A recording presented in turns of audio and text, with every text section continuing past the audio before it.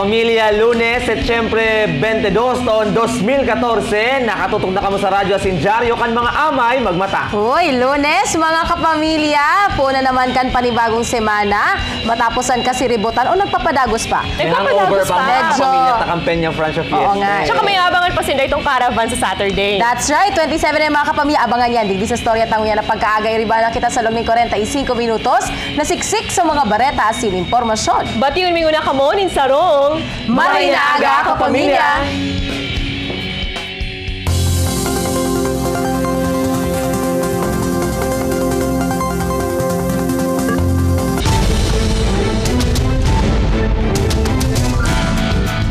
News Patrol nguna kita ngunya na aga, 8 anyos na aki na namaluang parahabon gadan kan paputukan shotgun kan caretaker kan nadumanan niyang nyugan.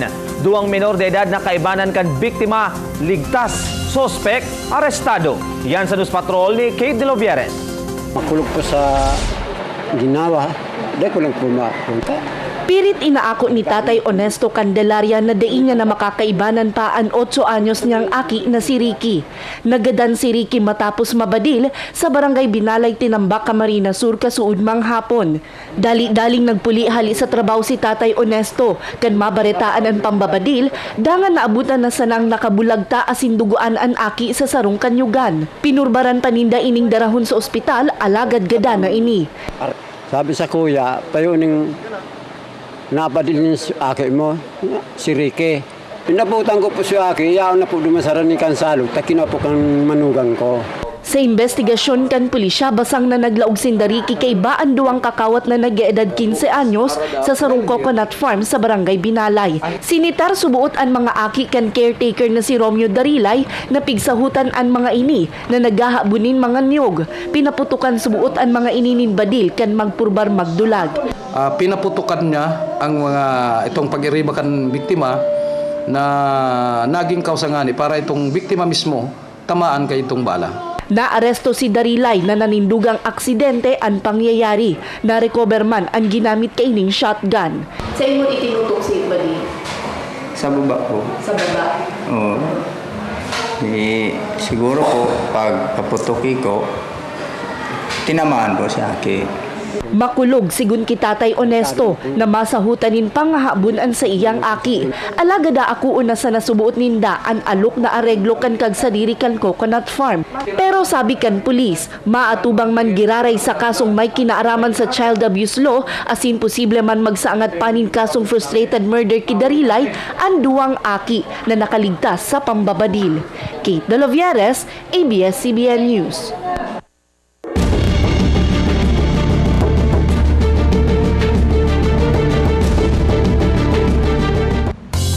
Aki na nagadan huli subot sa pagkakanin bungang kahoy nakapatente ngunyan sa Sarong Evacuation Center sa Albay. Sa rupang aki, nalapnusan naman in kublit sa hita kan ini aksidenteng maulaan mainit na tubig. Yan sa News Patrol ni Jose Carretero. Nagidaling dinara ni Maylin sa medical station sa evacuation center sa Kamalig North Central School sa Kamalig Albay ang santaw niyang aki na si Mark Kiefer. Naghihibini matapos na maulaan ng sarong basong mainit na gatas. Storya ni Maylin na kabig ni Mark ang baso kaya naula ini sa iyang ita. Tulos man at tinauan in first aid kan medical team ang aki. Sa loob ng 15 minutos, pigpabulusan ini ng tubig. Marahin na sana first degree burns na ang sinapo kan aki. Nakaupo lang siya. May kaso naman ng dengue na nanuturan sa evacuation center na ini. Nagpaparay na ngunyan sa ospital ang 6 anyos na si Jose Gabriel Grajeda. Baka yung iba naman yung magkadinggi, kaya sana malinis doon sa school.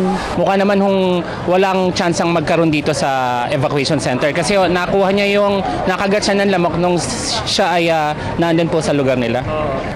Abiso kan opisyalis kan salud bantinero ng kalinigan para iwas dengue. Mga upper respiratory diseases, siringan abo sin sipon, ang pigbabantayan ngunyan sa evacuation center. Sa Banyadero relocation site naman sa Nislag Daragalbay kung sa temporalmente nakaistaran mga pamilyang apektado kan pag-alboroto kan bulkan, labi ang pagmundo kan pamilya Bobis. Martes din hapon kan magadanan 4 anyos sa si Rosemary. Day pa maaraman kan pamilya ang kausa kan paggagadan kay ni. Alaga duda ang residentes na iloy ni kan bunga nin kahoy na bako pamilyar sa lugar. Posible kayang nagkaon kay ni Aki. Sana tulungan mo po ako. Ano po ang anak ko. Maipalibing ang anak ko.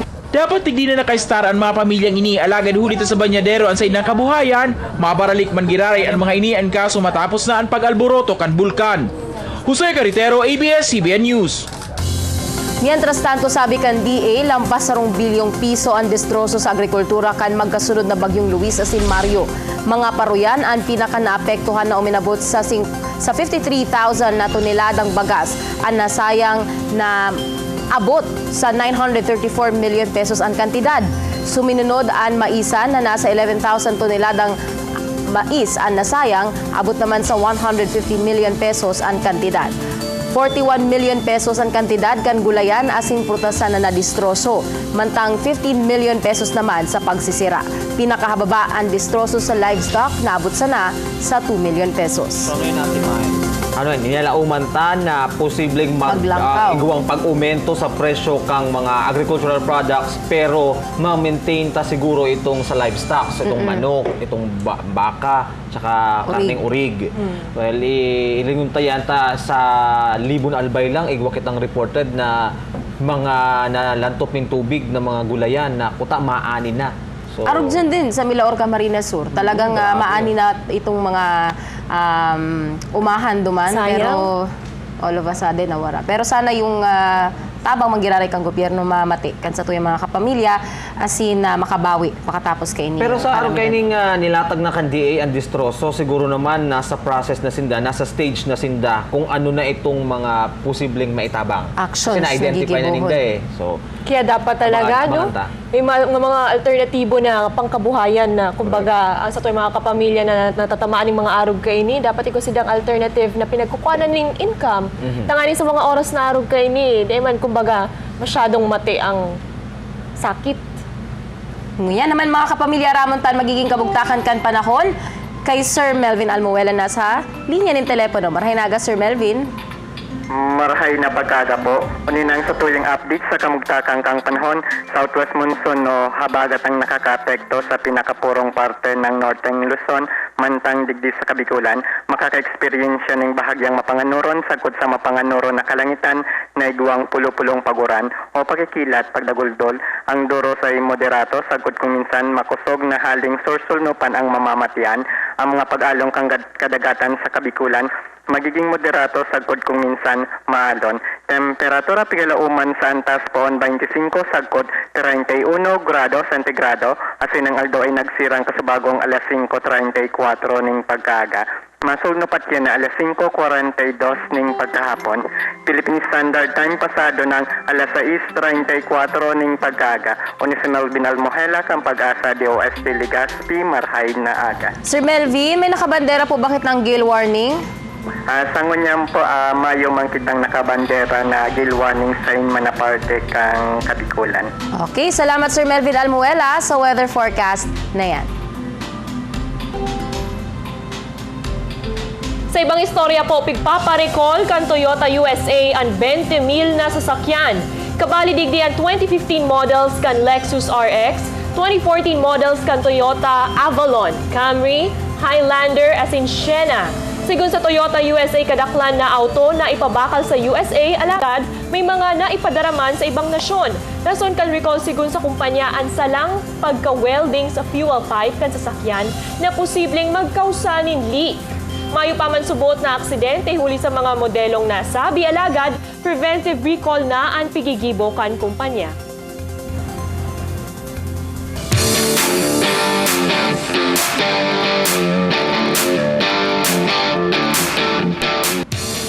Kasado na ang sunod na laban kan The Filipino Flash. Sabi kan Top Rank Promotion si dibuhon ang sunod na laban ni Nonito Donaire sa Oktubre 18 sa Carson, California. Petsa 19 po, yan digdi sa Pilipinas. Makakatapat ni Donaire ang Jamaican boxer na si Nicholas Walters kung saan dedepensahan ni Donaire ang sa iyang WBA World Featherweight title. Da isubuot takot si Donaire na mawaraan sa iyang belt. Sigun sa iya, excited na siya as in handa siya sa kung anuman ang balon kan Jamaican boxer. Sigun naman kay Nicholas Walters, excited man siya sa pigapod niyang dream fight. Okay din po na po sa mga nakamiss kan mga eksena sa fluvial procession kan Sabado, ipapahiling mi sa Indoan mga nagkaberang parte kan aktibidad. Arog na sana kan pagdangadang ni El Divino Rostro dyan sa kalawang kang General Luna Street kan September 20, 2014 kung saan po dinagsananggad din dakol na tao an palibot kan Plaza Oragon. O yan ang eksena, Ate Miles. Kung time na yan, yaong ka, di ba? Tapos, dahil na kita nagkakadangugan. Talagang, day mo araw ko sa inhali yung mga taong yan, ano? Paano talaga yan, General Luna, tsaka part ko yan, Plaza de Nueva Cáceres? Medyo nagkakaproblema lang dyan. Angat sa mga Guardias de Marias, tapos sa Kapadean, na makuha yan imahe ni El Divino Rostro, taigo talaga yung mga buyadores na nagpipirit pa mananggad. Gusto kong madangog ang kurahaw ng mga tao dyan sa area, ano? Tapos ini naman ang eksena kang nasa may General Luna Street na imahe ni Nuestra Señora de Peña Francia. Itong mga naka-blue, iyan yung mga parasira, tsaka yung mga paraomata na masakay sa Dahil nakasakay na sinda. Duman sa Okay. pagoda. Iyan mga naka-blue Guardias de Marias. Ayun. So pareho na sila ng uniform. So mahiling ta na po yung mga kapamilya taning puting panyo. Kang coverage ta kayan kang Biyernes talagang makagawigirabo. Sabado. Talagang goosebumps ang pagmate. Maski nagdadalan ka lang sa television, nahihiling mo ang sea of people. Oo. Tsaka si panahon kaya, day man masyadong mainit, day nag-ukuran, kaya ang talagang buwelo si mga tao eh. Kadako talaga tao. Pero mahiling mo, no? Pag ang hero, Ate Miles, makaskas, ibig sabihin, organisado. Diba? Organisado, maski pa yan, may nang nagsusuruksok ng mga May nagtutulod-tulod, buyadores oo. na bakong members katong Guardias de Maria tsaka kang Cofradia de San Jose, may hiling ta dyan kung gaano ka-organisado itong, kumbaga, elite forces kang mga buyadores. So, ini ang eksena mga kapamilya kang ibaba na si Nuestra Señora de Peña Francia dyan sa may Danlugan, na hiling ta duman sa puro si Arzobispo Rolando Tirona. Ining eksena ang medyo nakakakidip talaga kang aldaw na yan, kang Sabado. Tama. Bigla din ako dyan. Ginagaw-gaw na ni mga kapadean ta, ni Arzobispo Rolando Tirona na imahe ni Nuestra Señora de Peña Francia, ipiglaag dyan, tapos igwang nagpurbar. O ayan ang nahiling po nindong yan. Inilaag dyan.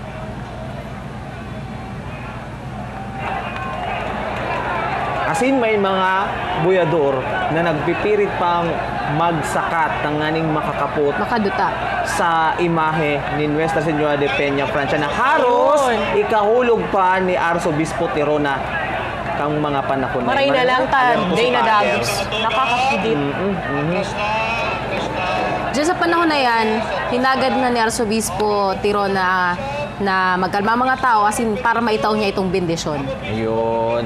Pero alipot lang, no? So pagkalaag kang imahe ni Nuestra Señora de Peña Francia dyan sa kinamumugta kaninda, mayo ng masyadong seremonya, no? Napakasimple. Dati igwang nagkakanta pa itong mga anghel Na nasa likod kay itong entablado. Ayun, hindi na masyadong nahiling dyan.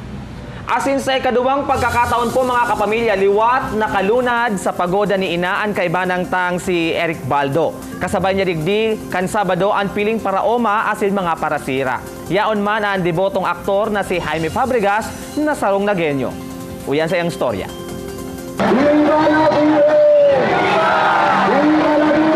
Matapos ang siyam na aldaw na nobinaryo, sakay sa pagoda inihatod na si Ina pabalik sa sayang harong sa Peña Francia Basilica.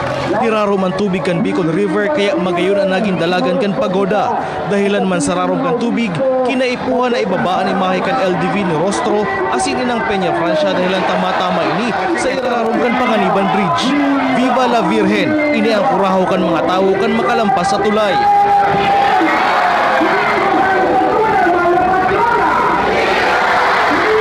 Sa pigaag Agihan kan fluvial procession, mati ng gadang pigpapahiling na respeto kan mga deboto. Gabos na pwedeng mapwestuhan sa gilid kan salog iguning mga tao na mauot mahiling si ina. Ang ibang mga deboto nasa tubig na nag-aabang. Pigwawagayway ang puting mga panyo asin nagkukurahonin Viva la Virgen. Naging maliwanag pa ng palibot sa mga pigsindihan na kandila. Kasabay ko sa pagoda ang mga paraoma asin parasira na hali pa sa mga parokya sa bilog na Rehiyon Bicol. Sindaan prioridad kan simbahan na makasakay sa pagoda ngunya na taon. Siring kay Tatay Primo Velasco na sarong parasira asin Alan Lopez na sarong paraoma. Kay subot din na maipaliwanag ang kaugmahan kan sindaan mapili na makasabay sa paghatod kay ina. Inisubot ang mga eksperyensya na dainin da malilingawan. Mamalay kami napili kami sa kadakulang. Maugmata, sarap kami sa napili na makasakit sa pagoda. Sa kadakol-dakol na gusto sumakay, sarap kami sa mga nakuha. Kasabay man sa pagoda ang batikang Bicolanong aktor na si Jaime Fabregas na haloy na subot na deboto ni Inang Peña Francia. Tuwan-tuwa po ako, so nagpapasalamat po ako siguro. Nilulungan din ni Ina na makasama ako dito ngayong hapon. Sigun kay Arsobispo Rolando Tirona kan Diocese kan Cáceres, gusto nindang ipaabot ang mensahe na dainin pipili ang mahal na Diyos maski ano pa man ang estado kaini sa buhay. Ang pagoda subuot para sa gabos asin bakulang sa mga may titulo o sa mga may nadudunar sa simbahan. Ang pagoda para sa lahat, para sa lahat. Marami dyan man nakakangat na tumutuloy sa simbahan, napapasalamat kami sa kanila. Natutuwa ako na unawaan nila na talagang dapat ipakita natin na bukas ang kaloob ng Panginoon upang tanggapin ang lahat ng mga nananalig sa Kanya. Sa masunod na taon, mauot na manindang pasabayon ng mga representante hali sa mga parapadyak asin mga vendors. Eric Baldo, ABS-CBN News. Dagos na ang Kapamilya Caravan sa Peña Francia Fiesta sa September 27, Sabado po yan. Sa Sabado na yan, alas 3 po ni hapon, diretso na kamo sa SM City Naga Open Parking Area as inaprobetsaran ang mga papremyong hatod kan mga sponsors kan programa. Makakaibanan nindo sa pre-show ang mga kapamilya ta sa Mag TV na Oragon, asin MOR, asin ibibida ang talento kan mga Bicolano. Mantang nagbabanggi, syertong aabangan naman ang Kapamilya Stars na makikiselebrar sa tuyang niya na taon. Kumpirmado na ang pakikiugma kan sana may bukas pa sana bukas pa ang kahapon cast na sinda Sasha asin Patrick, yan si Marica Reyes asin si Jonathan, si Paulo Avelino. Makikipis naman sa tuyaan ng nagkakapamilya o magkakapamilya homecoming na si Enchong D para i-promote ang throwback channel kan ABS-CBN na Jeepney TV. Meet and greet with Enchong pakatapos kan Kapamilya Caravan sa laog naman yan kan SM City, Naga. Sabi ni Atty. Madalanda siya kay yan. Tapos niya mong si Sasha. Si Sasha. Si Maricar Reyes. Oo. Sige, abangan po nindo yan. September 27. Pangajita din na magayon ang panahon.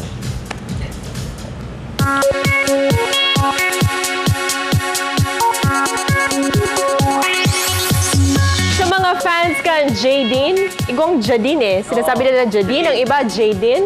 Basta, yung love team na yan, sikat na sikat nun yan. Dapat indong abangan ang love team na sinda James Reid at sinda Nadine Lustre sa sunod na episode kan Once Upon a Time na may title na My App Boyfie. Mga kaibanan man kan duwa digdi si Dominic Roque. Maikot ang istorya kay Anika na gagampanan ni Nadine. Gagamiton niya ang sarong application na kaya daa magibon in perfect boyfriend kung saan magigibo niya ang karakter na papangaranan niyang jowa na gagampanan naman ni James Reid. Dagdag twist naman sa istorya ang karakter ni Dominic. O mag-ano ka muna, mag-update ka muna. Mag-update ka muna. Para ma-download mo yan. Para ma-download mo yung My Boy Base ang app. istorya sa Wattpad series na pigsurat ni Noreen Capile. Magigirumdumang eno to nagsikat ang Jadine Love Team sa Diary ng Pangit na base man sa sarong Wattpad story. Madadala na ini sa Sabado alas 7:15 asin alas 7 naman sa Domingo. Asin marahinaga naman sa mga K-pop fans na nagdadalan ngunyan, nagbalik sa nasyon ang South Korean rock band na CN Blue. Taong 2009 kan mabilog ang grupo sa Seoul, South Korea na kompwesto ni Lee Jong-hyun, Lee Jong-shin, Kang Min-hyuk kasi ng leader na si Jung Hyung-hwa na mas bistong Lee Shane na male lead ka 2011 K-drama na Heartstrings. Kan Enero 2010, formal na piglunsar kan banda ang first mini-album sa Korea as ng lead single kay Nina, I'm a Loner.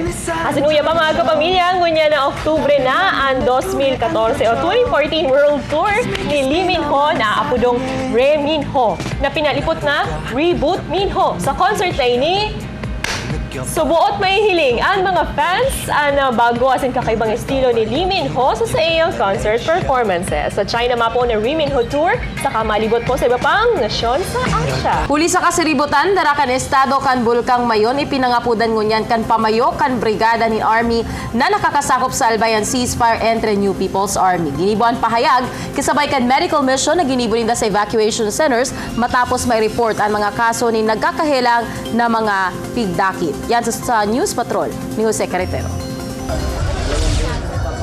Dainanggat pinalapos ni Lola Nanette na may pa-check up ang makuapong si Princesa sin Cyrus. Kanda raon kaini sa evacuation center, inatake na ni mild asthma. Kahit mahirap, mag-ano kami kasi natatakot kami sa mayon. Dakulan mga evacuee na nagpa-check up sa medical mission kan Puwersas Armadas. Ang mga aki nag-enjoy man sa ipigtaong mga libro. May darang tabang man ang Army sa pangenot ni Chief of Staff Lieutenant General Gregorio Katapang. Sanggatos na kahunin dilata, noodles sa 75 na sakunin bagas, asin iba pang pangangaipo kan evacuees andara. Linibot man kay niyan mga kwarto na pigukupar kan mga evacuee, kaiba si NDRRMC Undersecretary Alexander Pama. Na-perfect na nila so wala na muna for the meantime. Sigun kay Albay Governor Joey Salceda, kay puan pa sa mga evacuation center, ang malinig na tubig, CR, as in mga school tents. Hopefully next week we can return classes back to normal, both for the evacuated and the dispossessed. Nangapunan man ang general sa mga rebelde, di na muna magkundusirin mga opensiba urog na sa mga soldados na imbelto sa pagtabang sa mga apektado kan bulkan. Busy pag-asikaso sa mga evacuees, tapos magkakagulo pa tayo, magdadagdag pa tayo ng problema. So ang appeal ko lang is magkasama-sama na tayo. Sa tao kay ni day pa man inanunutor ang pangharas ang mga rebelde sa Albay. Jose Carretero, ABS-CBN News. Mga kapamilya, ilike kasi mag-post sa Marahay Naga Kapamilya fanpage. Mag-iras sa impormasyon sa MacTags line 0917-592-5496. Sundan mo po kami sa mga personal Facebook, Instagram at Twitter accounts para sa iba pang mga updates. Asina, nag-text si Sir Ninoy, ang interment of Dr. Salve Reyes Bajola Claros po, 9 a.m. today. Mass will be at the Naga Metropolitan Cathedral. And yan po hali isa sa iyang nephew na si Sir Ninoy Reyes. Okay. And congratulations to all medical teams, health clusters na na-assign and nagservi kang nakaaging Peña Francia festivities for a job. Well done at siya na hapon mga kapamilya, mga kaibanan kan sa tuwi ang mga jóvenes sa syudad ni Naga and cheer dance kan Team Iriga as in UP Pep Squad sa Jesse Robredo Coliseum yan. Kapamilya sa Good sa Aga, salamat po sa pagantabay. Sa Maniguang Bicolano yaon kami tanganing magmalasakit sa Saindo. Sa Batonanal daw nin Lunes na panunin positibong pagtubod sa paaginin pagbati nin Marahay na Aga Kapamilya!